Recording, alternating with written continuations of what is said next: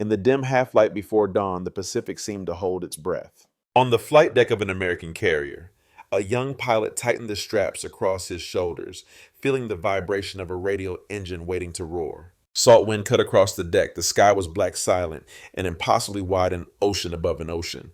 In moments, he would rise into it, searching for an enemy who had dominated these skies for far too long. Just a year earlier, the Japanese Zero had made every U.S. Navy fighter feel obsolete. It could climb faster, turn tighter, and dictate the rhythm of the Pacific Air War. American pilots knew the rules: never turn with a zero, never linger, never make a mistake. Yet men were dying even when they followed Doctrine. Something had to change. And so one morning in April 1942, a Medal of Honor pilot walked into the Grumman factory, carrying the truth about survival, what worked, what failed, and what was needed next. His briefing would ignite a transformation that reshaped World War II naval aviation, leading to the creation of an aircraft that turned fear into control and retreat into dominance. This is the story of the F6F Hellcat, the fighter that changed everything. By early 1942, American pilots in the Pacific were fighting a war their aircraft could not win. The F4F Wildcat, the standard U.S. Navy fighter at the time, was sturdy and loyal, but it was outclassed. Every engagement with the Japanese Zero exposed a crushing truth. The Wildcat could not climb as fast, could not turn as tight, and could not escape once caught inside the Zero's lethal turning circle. In horizontal combat, a Zero could carve a full circle in half the time a Wildcat needed. That difference was measured in seconds, seconds that decided who lived and who did not. Doctrine tried to compensate. Pilots were told to strike fast, dive away, and never under any circumstances attempt to turn with a zero. But doctrine collapses when machinery cannot keep pace with reality. In the chaos of the Pacific Air War, Wildcat pilots found themselves pulled into turning fights they couldn't avoid or chased in climbs they couldn't outpace. And too often they never came home. The loss of Lieutenant James Gray made that reality impossible to ignore. Gray was disciplined, experienced, and calm under pressure, the kind of flyer whose judgment others trusted implicitly. On February 21st, 1942, he followed Doctrine exactly. He dove with speed, fired a clean deflection shot, and began climbing out just as trained. But the Wildcat's engine simply could not deliver the power he needed. A Zero reversed dove and struck him down before he could reach safety. His wingman reported that everything Gray did was correct except the airplane he flew. Men like Gray were dying, not because they were unskilled, but because they were trapped in machines a generation behind their enemy. Edward Butch O'Hare understood this better than anyone. He had already earned the Medal of Honor by defending the carrier Lexington, shooting down 5 bombers in a single engagement. He had survived 14 missions. And in ready rooms across the Pacific, he had watched 17 fellow pilots disappear, some close friends, others only. Familiar voices on the radio, each loss carving a deeper urgency into his understanding of the war. O'Hare knew the Wildcat's virtues. It could absorb punishment the Japanese Zero never could.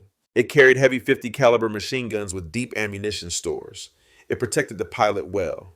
But none of that mattered if American fighters could not seize or escape a fight at will. Strength was useless without the power to choose the moment of battle. That is why on April 26, 1942, O'Hare walked into the Grumman Aircraft Engineering Corporation, carrying everything he had learned in the brutal calculus of the Pacific Air War. He was met by William Schwindler, a veteran engineer shaping the next generation of World War II naval aviation. Their meeting was not ceremonial. It was a transfer of survival, 4 hours of raw data from a man who had lived the fight to a team capable of building the machine that could change it. For the first time, engineers heard exactly what combat demanded: greater power, better visibility, faster climbs, safer landings, and an aircraft that could not merely match the Japanese Zero but surpass it. It was here in that quiet room on Long Island that the idea of the F6F Hellcat took form, not as a concept on paper, but as a lifeline for pilots who needed a fighting chance. The meeting between O'Hare and William Schwindler did not fade into another wartime memo. 4 days later, the Bureau of Aeronautics issued a directive that transformed a promising prototype into a decisive weapon. The new fighter would receive the massive Pratt & Whitney R2800 Double Wasp engine 2,000 horsepower of raw force. The cockpit would sit higher for unobstructed visibility. Hydraulic landing gear would replace the dangerous hand crank system of the Wildcat. Armor protection would increase wherever the structure could bear it. Every change reflected combat reality, not theory. Schwindler's team worked with a sense of urgency found only in wartime engineering. The airframe was reinforced, control surfaces refined, and the entire forward fuselage reshaped to house the enormous engine. When the XF6F3 finally took to the skies in July 1942, test pilot Robert Hall returned after 45 minutes with a verdict that carried the weight of the future. It flies like a Wildcat with twice the power. Cooling issues, landing gear timing, and gun synchronization still required refinement, but these were solvable problems. And they were solved quickly. By the end of 1942, the first production F6F Hellcat rolled out of Grumman's rapidly expanding Bethpage plant. The factory ran around the clock building aircraft faster than the Navy could train men to fly them. In early 1943, Fighting Squadron 9 VF9 received its first Hellcats at Naval Air Station Norfolk. Their commander, Lieutenant Commander Philip Torrey, had flown Wildcats in combat and knew better than most what it meant to be outmatched by a Japanese Zero. The first time he walked around a Hellcat, he understood immediately the balance of the Pacific Air War had shifted before the aircraft had even fired a shot. The Hellcat was larger, heavier, and more powerful than the Wildcat. Yet pilots found it easier to fly. The hydraulic landing gear removed a dangerous burden. Visibility was vastly improved, and when they advanced the throttle, the R-2800 answered with the kind of authority pilots had been begging for since 1942. For the first time, ordinary aviators, not just the aces, felt they had margin maneuverability and the ability to dictate the fight. Training lasted 5 months. Gunnery practice intensified. Formation drills sharpened. Carrier landings became smoother. Pilots learned to manage higher approach speeds and heavier loads, but they did so with confidence. The aircraft's strength and stability gave them room to learn to adjust to survive. On August 31st, 1943, VF-9 launched from the carrier Essex in the pre-dawn dark. They formed up with fighters from Yorktown and Independence, the first carrier group in history, equipped entirely with Hellcats. The target was Marcus Island, a fortified Japanese outpost guarding a remote corner of the Pacific. As the sun rose behind them, the Hellcats dove with speed the Wildcat could never have achieved. Anti-aircraft guns barked from below, but they were too slow to stop the attack. 6 aircraft were destroyed on the ground in the opening minutes. Fuel depots erupted, radar towers collapsed, and for the first time in the war, American carrier fighters struck a Japanese base without losing the air. Marcus Island was not a large battle, but its meaning was enormous. The Hellcat had entered combat, and it had entered as a predator. The era of retreat was over. A new chapter in World War II naval aviation had begun. The debut of the F6F Hellcat at Marcus Island proved that American pilots finally had a machine worthy of the fight. But the true test came in the battles that followed, moments when the Hellcat met the Japanese Zero in open combat and rewrote the rhythm of the Pacific Air War. In September 1943, Hellcats from the carrier Independence intercepted a Japanese flying boat near Howland and Baker Islands. It was a small engagement, 2 American pilots coordinating to bring down a single aircraft, but it marked the Hellcats' first aerial victory. A month later, during the raid on Wake Island, they faced 34 Zeros. The fight was sharp and violent. When it ended, 22 Japanese fighters had fallen against 6 Hellcats, lost a ratio far superior to anything the Wildcat had ever achieved.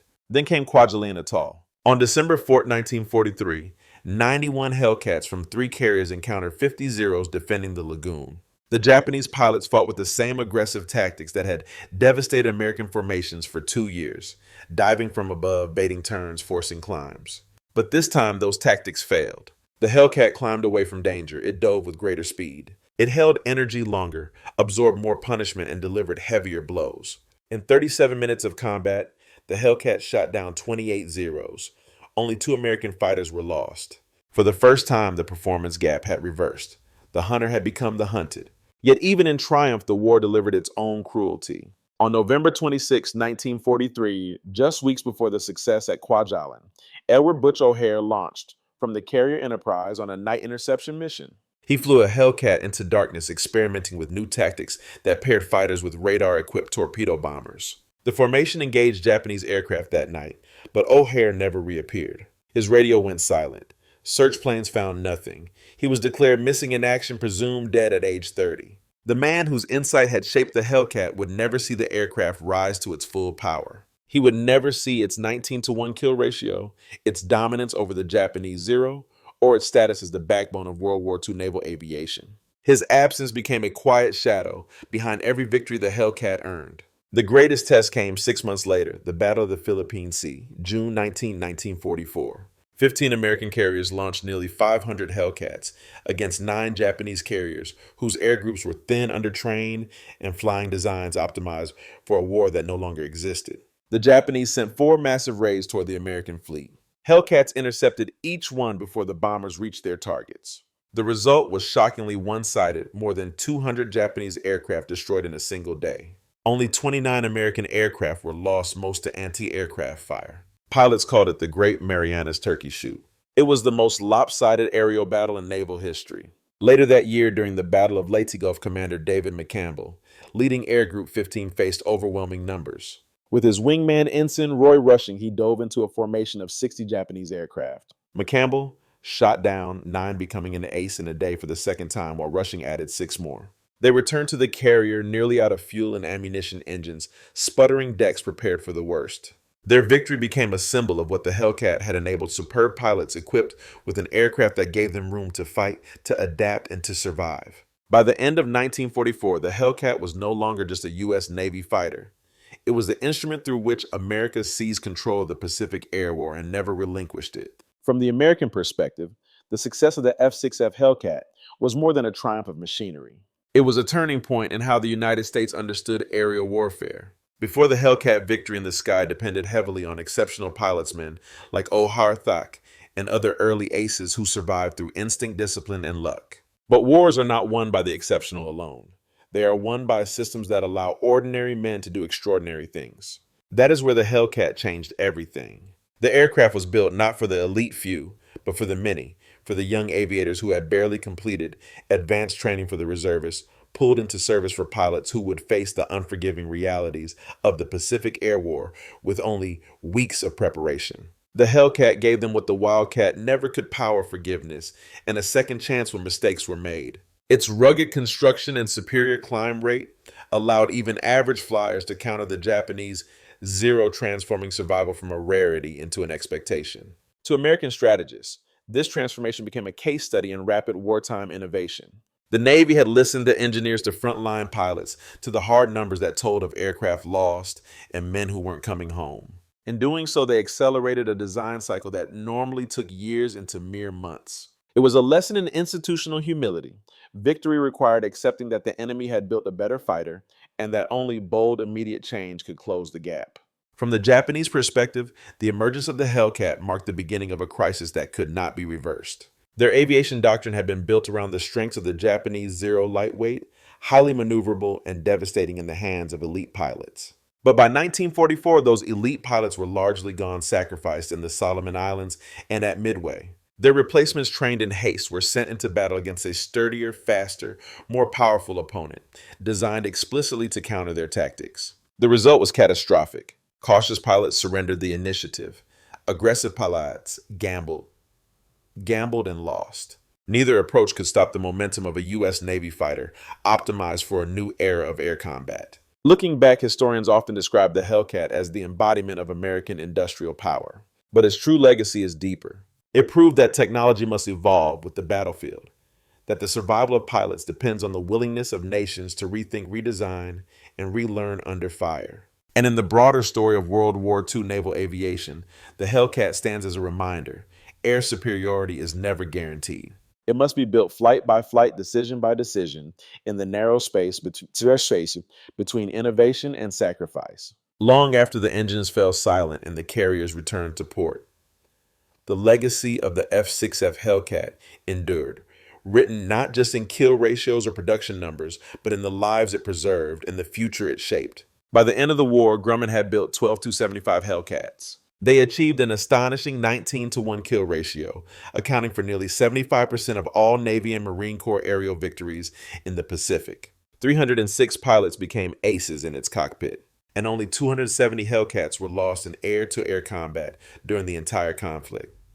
Yet the aircraft's significance extends far beyond statistics. In museums across the United States, most famously in Pensacola, where David McCampbell's Mincy III stands, restored visitors can walk beneath the broad blue wings that once carried young Americans into the unforgiving expanse of the Pacific Air War. 7 Hellcats still fly today, their engines echoing across air shows as living reminders of a time when the outcome of World War II naval aviation hung in the balance. The human story behind this machine is even more profound. Butch O'Hare never saw the fighter he helped design dominate the skies. He never witnessed its victories at the Philippine Sea or its success against the Japanese Zero. His final flight ended in darkness, his fate unknown. And yet his legacy lives on in the airport that bears his name in the Wildcat, displayed in Chicago, with Japanese flags marking his triumphs, and in every Hellcat that took flight, with the improvements born from his 4-hour meeting at Grumman.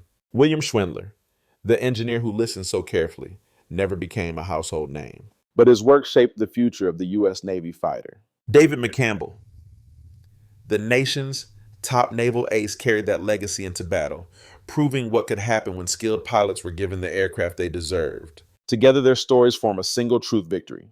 In war is not the result of chance or heroism alone, but of learning, honest, urgent, and often paid for in blood. And as the last surviving Hellcats lift into the modern sky, they remind us that the struggle for air superiority is timeless. The lessons of their creation, humility, adaptation, and the courage to change, remain as relevant today as they were in 1942. Before we close this chapter, I'd like to hear from you. What do you believe is the greatest lesson from the Hellcat's emergence over the Pacific? Share your thoughts below, but your perspective keeps these stories alive. Thank you for watching and for honoring the history carried on the wings of the F6F Hellcat.